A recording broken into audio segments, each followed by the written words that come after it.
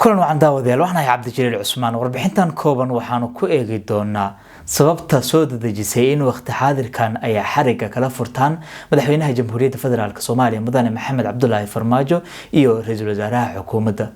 maalmihii u dambeeyay waxaa soo daahiraya khilaaf cusub oo ka dhashay geedi socodka doorashooyinka qaranka kaasi oo ugu dambeyntii sababay in xariga ay kala furtaan madaxweyne Maxamed Cabdullaahi Farmaajo iyo ra'iisul wasaaraha xukuumadda Soomaaliya.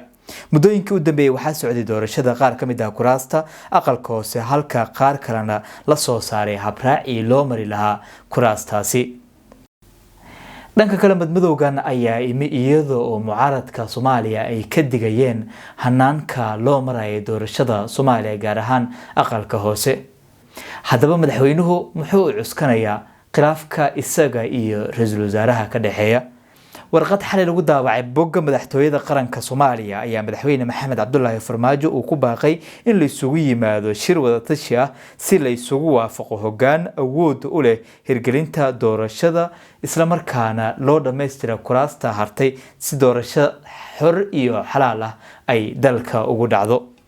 madaxweyne Farmaajo ayaa ra'iisul wasaare Maxamed Xuseen Roble ku eedeeyay in uu gudan waayay waajibaadkiisii doorashada ee loo igmaday sidoo kalena waxa uu sheegay in uu kala qaybiyay guddiga doorashooyinka Soomaaliya. ra'iisul wasaaraha Soomaaliya ayaa dhowr maalmood ka hor isagoo xilalka ka qaaday amaba kala diray guddigii khilaafaadka ee dalka isagoo ku eedeeyay in ay waajibaadkoodii gudan waayeen isla markaana ay ku dhex milmeen siyaasadda. Roble oo garowsan in doorashadu ay gaabis ku socota ayaa isugu yeeray golaha wada tashiga qaran inay magaalada Muqdisho isugu yimaadaan shir wada tashi ah kaasi oo lagu waday in uu ka dhaco magaalada Muqdisho 27 bisha December ee aynu ku guda jirno. xaaladda ayaa cirka isku shareertay markii xubno ka mid ah guddiga doorashooyinka ee heer federaal ee Soomaaliya oo saxaafadda kula hadlay magaalada Muqdisho xalay ay sheegeen in gudoomiye Cinro ay xilkii ka qaadeen kadib markii uu gudan waayay sida ay sheegeen mas'uuliyaadkii loo igmaday gudoomiyuhu. warqarar oo lagu daabacay bogga Facebook ee guddigaasi ayaa lagu sheegay in aysan jirin xilka qaadis lagu sameeyay gudoomiyaha iyo ku-xigeenkiisa. madaxweynaha Jamhuuriyadda Federaalka Soomaaliya Mudane Maxamed Cabdullaahi Farmaajo ayaa ku eedeeyay ra'iisul wasaaraha xukuumaddu in uu kala qaybinayo guddiyada doorashooyinka qaran. markii ay cadaatay in ra'iisul wasaaruhu uu ka leexday dhabihii hirgelinta doorashada isaga oo kala dhantaalay wadajirka guddiyadii loo igmaday fulinta iyo qabashada doorashooyinka kuna xadgudbay madax banaanidooda shaqo ayaa lagu sheegay war saxaafadeedkii xalay ka soo baxay madaxtooyada Jamhuuriyadda Federaalka Soomaaliya. haddaba sidee ayuu ra'iisul wasaaraha Soomaaliya ugu jawaabay war saxaafadeedkaasi ka soo baxay madaxtooyada xalay? war-saxaafadeed maanta ka soo baxay xafiiska ra'iisul wasaaraha ayaa isna dhankiisa ku eedeeyay madaxweyne Maxamed Cabdullaahi Farmaajo in uu carqaladeynayo hanaanka doorashada uuna ka shaqeynayo sidii uu xafiiska u sii joogi lahaa waa sida ku dhigneed qoraalka ka soo baxay xafiiska ra'iisul wasaaruhu. tan iyo intii uu ra'iisul wasaaruhu la wareegay hogaaminta howlaha doorashada madaxweynuhu waxa uu si joogto ah caqabad ugu ahaa hirgelinta doorashadii lagu heshiiyey isaga oo isticmaalaya xeelado kala duwan kuwaasi oo markii mid la xaliyaba uu abuurayay mid kale ilaa iyo saaka ay cadaatay in uu sharcigu baalmarsan yahay bayaanka ka soo baxay ee mas'uuliyad darrada ah ayaa lagu yiri war-saxaafadeedka ka soo baxay xafiiska ra'iisul wasaaraha Soomaaliya. dhanka kale ra'iisul wasaaraha Soomaaliya ayaa kulan la yeeshay xubnaha midowga mucaaradka ah taasi oo dadka ka faalooda siyaasadda Soomaaliya ay sheegayaan in madaxtooyadu ay aad uga xumaatay. ra'iisul wasaaraha Soomaaliya ayaa hadda u eg in uu u janjeeray dhinaca midowga musharaxiinta Soomaaliya.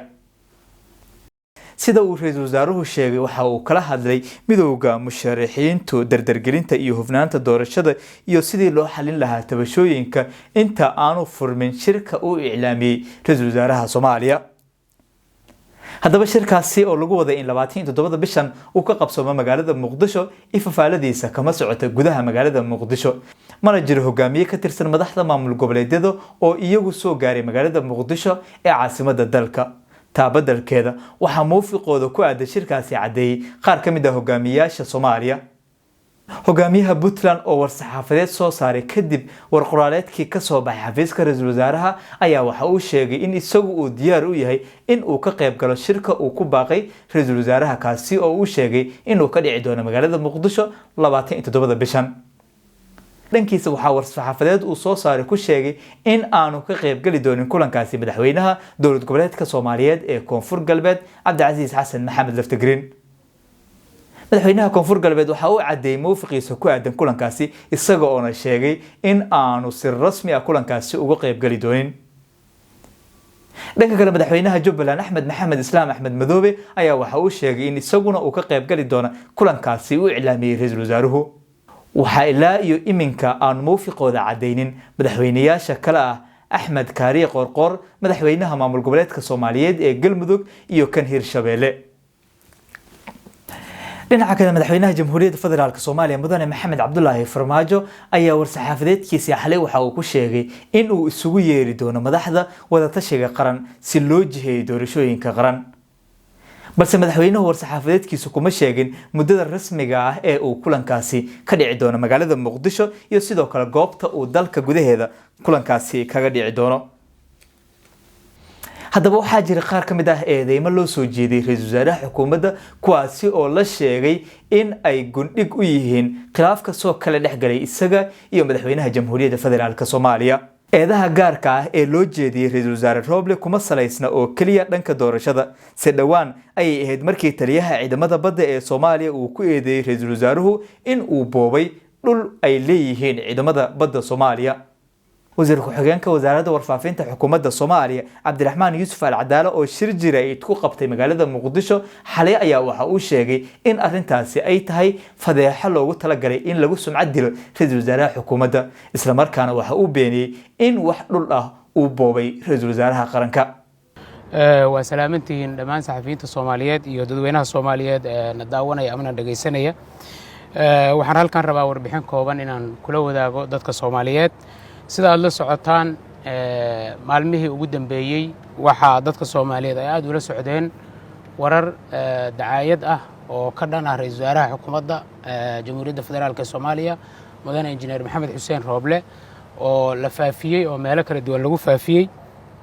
waxaan doonaynaa haddaba xukuumad ahaan inaan dadka Soomaaliyeed u cadeyno in wararkaasi ay yihiin been iyo dacaayad aan sal iyo raad toona lahayn oo la soo agaasimay oo la soo abaabulay oo ay ka soo shaqeeyeen kooxo abaabulan. dhinaca kale warqad ka soo baxday wasiirka amniga ee Soomaaliya Cabdullaahi Maxamed Nuur ayaa lagu amray hay'adaha socdaalka iyo jinsiyadda Soomaaliya in aanu dalka ka safri karin sargaalka lagu magacaabo Cabdixamiid Maxamed Dirir oo ah taliyaha ciidamada badda Soomaaliya kaasi oo sheegay in hore uu ra'iisul wasaaruhu u lunsaday hanti qaran oo ay ka mid tahay dhul ay ciidamadu leeyihiin. haddaba dad badan ayaa waxay is weydiin doonaan tallaabada xigta ee ay kala qaadi doonaan madaxda qaranka ee iyagu iminka ku kala tagay hogaaminta dalka. doorashada Soomaaliya oo waqtigeedii kadib dhacday ayaa hadda ku jirta marxalad xasaasi ah waxaana dhawaan la soo gabagabeeyay hawsha dhismaha aqalka sare ee baarlamaanka. inkasta oo hadda lagu guda jiro hawsha doorashada aqalka hoose oo si gaabsi ah ku socota weli ma cadda waqtiga ay dhacayso doorashada xilka ugu sareeya ee madaxweynaha.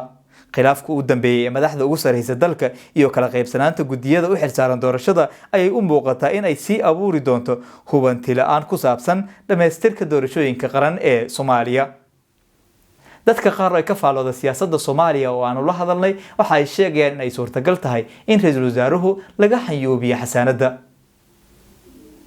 waxa ila kale oo lagu kalsoon yahay ay sheegayaan in ay suurtagal tahay in baarlamaanku uu mar kale ka fariista xilka qaadista ra'iisul wasaaraha xukuumadda Soomaaliya taasi oo soo dadajin doonta in uu xafiiska baneeyo ra'iisul wasaare Maxamed Xuseen Roble. haddaba daawade maxay kula tahay adigu arrimahan cakiran ee iminka ka taagan gudaha dalka gaar ahaan doorashooyinka iyo khilaafka hareeyay madaxweynaha Soomaaliya iyo ra'iisul wasaaraha xukuumadda? waad ku mahadsantahay daawashada muuqaalkan. kulanti dambe oo xiiso leh. nabadgelyo.